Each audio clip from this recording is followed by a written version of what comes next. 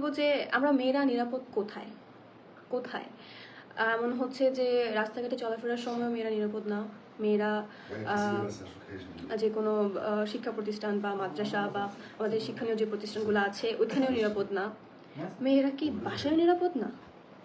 মানে এমন দেখা যাচ্ছে যে বাংলাদেশে এখন এত পরিমাণ এই ধর্ষণের বেড়ে যাচ্ছে যে মেয়েরা ঘরেও নিরাপদ না। কেন নিরাপদ না সেটা তো আপনারা খুব ভালো করে জানছেন, ইতিমধ্যে আপনারা সবাই জেনে গেছেন অলরেডি যে মেয়েরা ঘরেও কেন নিরাপদ না।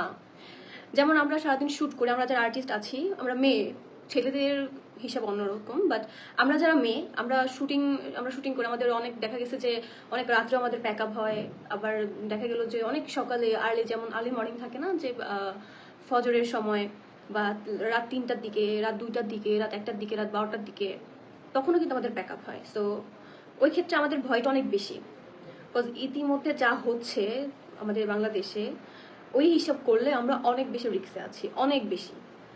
এটা বলার বাহিরে রিস্ক, মানে কিভাবে বুঝাবো আমি বুঝতে পারছি না। আমি যে কথা বলছি এটাও আমার শরীর কাঁপতেছে, বিকজ হচ্ছে আমি কি বলবো আমি বুঝতে পারছি না। আমি কি টপিকটা এভাবে মানে কিভাবে বললে আপনারা বুঝতে পারবেন বা কিভাবে বললে আমাদের দেশটা আসলে ঠিক হবে। আমি একা বললে কিছু হচ্ছে না বা হবে না সেটা আমরা সবাই জানি। ইভেন হচ্ছে রাস্তায় অলরেডি আমি দেখলাম যে মিছিল হচ্ছে, সবাই মিলে মানববন্ধন করছে, এটাও দেখলাম। বাট আসলে আলটিমেটলি হচ্ছেটা কি? কিছু হচ্ছে না, কিছুই হচ্ছে না। আমরা আমরা দেখতেছি যে ধর্ষক হচ্ছে ধর্ষণ করে তাকে আমরা আইনের আওতায় নিয়ে আসা হচ্ছে। সে খুব 7 ঘন্টার মধ্যে মনে হয় মেবি ধর্ষককে তারা আটক করতে পেরেছে পুলিশ। ওকে, আমরা সবসময় দেখছি যে ধর্ষককে আটক করা পর্যন্তই স্থির, এরপর তার শাস্তি আসলে কি হচ্ছে, তাকে কি পানিশমেন্ট দেওয়া হচ্ছে বা মানে কি, এটা কিন্তু আমরা কোনো কিছু আপডেট পাচ্ছি না বা কিছুই হচ্ছে না। আমি এটা বলে রাখবো, যারা হাহা দিচ্ছে তারা আসলে কোনো মায়ের পেটে সন্তান হতে পারে না। যারা ব্যাড কমেন্ট করছেন তারাও আসলে মায়ের পেটে সন্তান হতে পারে না, বিকজ আপনার মাও একটা মেয়ে, তার পেট থেকে আপনি আসছেন। আপনার মাও একসময় ছোট ছিল, আপনার মাও ডে বাই ডে বড় হওয়ার পর যখন মাতৃত্ব করার ওকে ফাইন বয়স হচ্ছে তখনই আপনাকে পেটে ধরেছে। আপনিও কারো না কারো সন্তান। আপনারও ফিউচারে, যদি আপনি ছেলে হয়ে থাকেন, আপনারও ফিউচারে অবশ্যই আল্লাহ যদি দেন আপনিও কখনো বাবা হবেন, ঠিক আছে? সো আশা করি টপিকগুলো মজার ছলে নিবেন না। আমরা আর্টিস্ট এই মানে এই না যে আমরা এসব নিয়ে কথা বলতে পারবো না। তোমরা তো আর্টিস্ট, তোমরা তো কাজ করে খাও, তোমরা তো এইসব রাত বিরাতে শুট করে খাও। হ্যাঁ, তোমরা তোমাদের মতন মেয়েদের জন্য ধর্ষণ বাড়ছে, ঠিক আছে? তোমরা এমন করে এইসব পোশাক পরছো বলেই ধর্ষণ বাড়ছে। আসলে পোশাকের যে বিষয়টা ওইটা আমি আজকে ক্লিয়ার, মানে আমার পক্ষ থেকে বা আমার সাইড থেকে আমি ক্লিয়ার করি। পোশাকের যে বিষয়টা, দেখেন আমরা একটা আর্টিস্ট, আমাদেরকে বিভিন্ন ক্যারেক্টারের জন্য বিভিন্ন ড্রেস ক্যারি করতে হয়, বিভিন্ন ওয়েস্টার্নও পড়তে হয়, তারপর হচ্ছে শাড়িও পরতে হয়, তারপর হচ্ছে এমনও সিন আছে যে বোরকাও পরতে হয়, আবার এমনও সিন আছে যে আমাদের 3 পিস পরতে হয়, সালোয়ার কামিজ পরতে হয়, আমরা পরি। Okay fine. তো আমরা আমরা যে কাজ করতেছি ওইটা হয়তোবা আপনাদের, দেখেন দুনিয়া তো এক একটা মানুষ, এক একটা শ্রেণীর মানুষ এক একটা কাজ নিয়ে ব্যস্ত, দেখেন বলেই আজকে আমরা এই জায়গায় আমাদের দিয়ে কাজ করানো হয়, ঠিক আছে?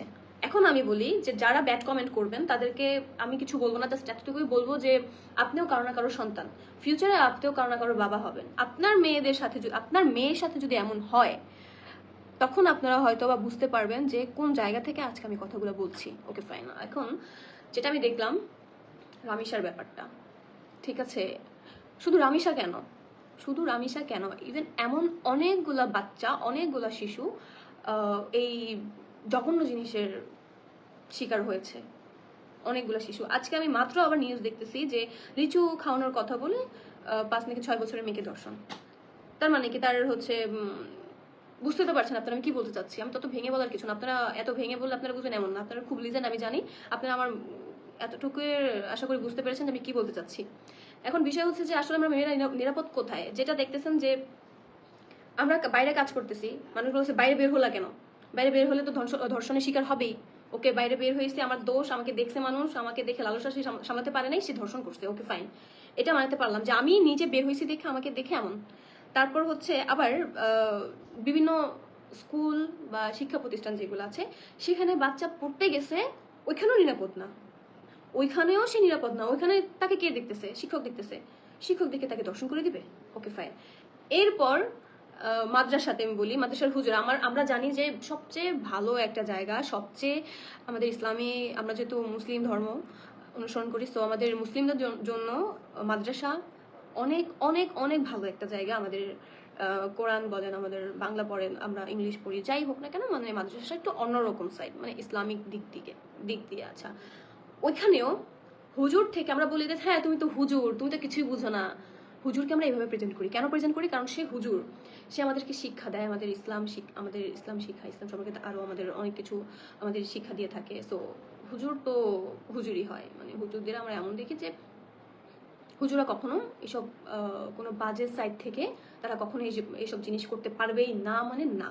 হুজুর এত ভালো, বা হুজুররা এমন, আমরা এমন ভাবে আমরা হুজুরদের ভেবে থাকি আর কি আসলে। বাট আসলে কেমন হচ্ছে না। তুমি হুজুর, তুমিও পারতেছো না, ওইখানে মানুষ এত এত মানুষ, মানে হুজুর পারতেছে না, লোকাল মানুষ পারতেছে না, শিক্ষক পারতেছে না, তাহলে পারবেটা কে? মানে আমি বুঝতেছি না, মানে আমরা নিরাপদ কোথায়? কোথায় আমরা নিরাপদ? রামিসার যে ব্যাপারটা আমি বলবো, আমি অনেক আগে থেকে নিউজটা দেখেছি, যেদিন ঘটনাটা ঘটেছে মানে সেদিন থেকে আমি নিউজটা দেখছি। ইভেন আমার খুবই খারাপ লাগছে, খুবই বলতে খুবই, প্রতিটা শিশুর কাহিনী খারাপ লাগে। বাট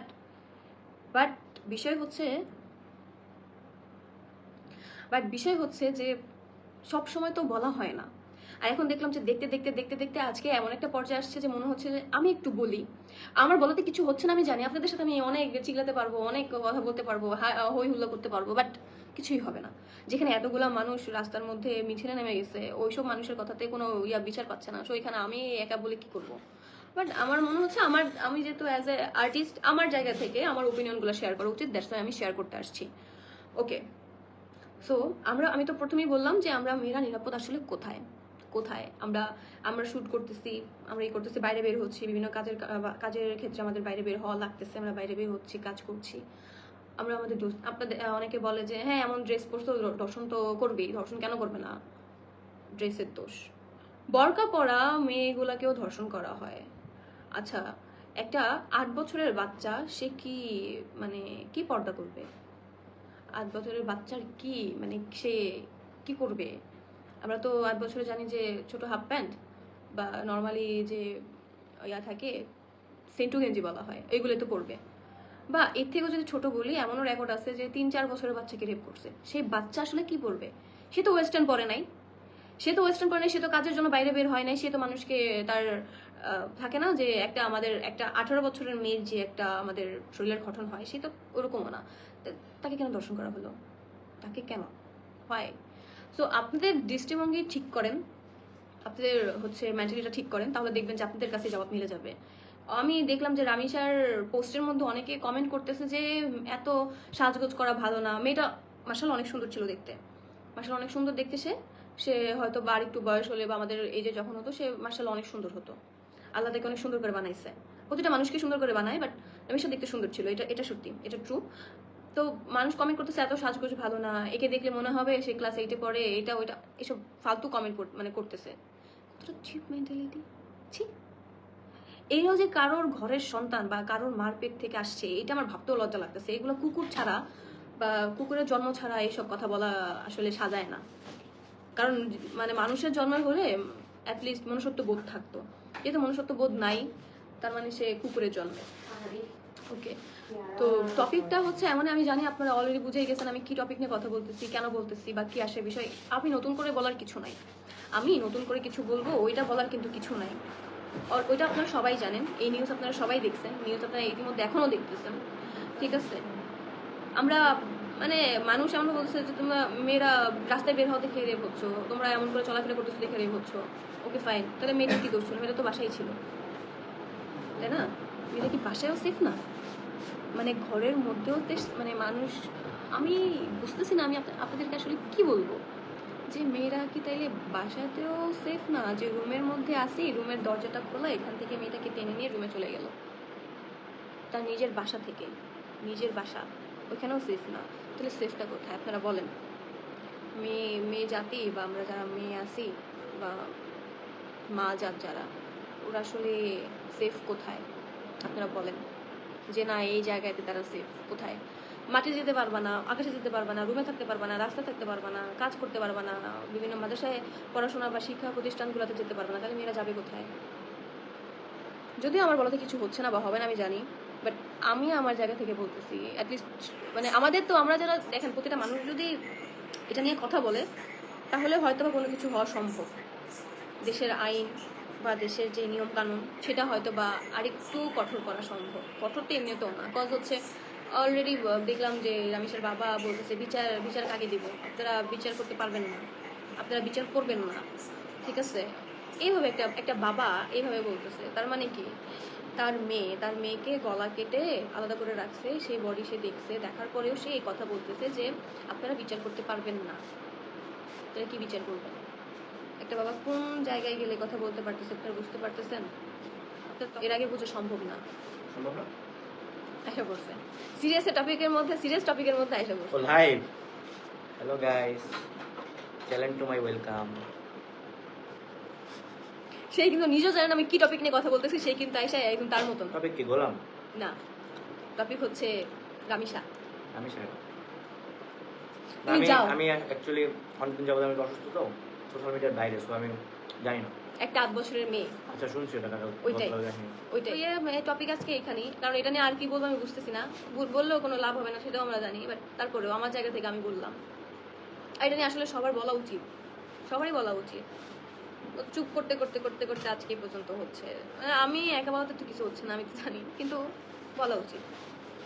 আর আপনাদের মনুষ্যত্ববোধ চেঞ্জ করা উচিত। যেমন আপনারা বাজে বাজে কমেন্ট করতেছেন, মেয়েটার পোস্টে যে কমেন্ট করতেছে যে এত মেয়েটাকে দেখতে অনেক সুন্দর, এই অল্প বয়সে সাজগোজ ভালো না, অল্প ওকে দেখলে কে বলবে ক্লাস 2-তে পড়ে বা 1 বছরের মেয়ে,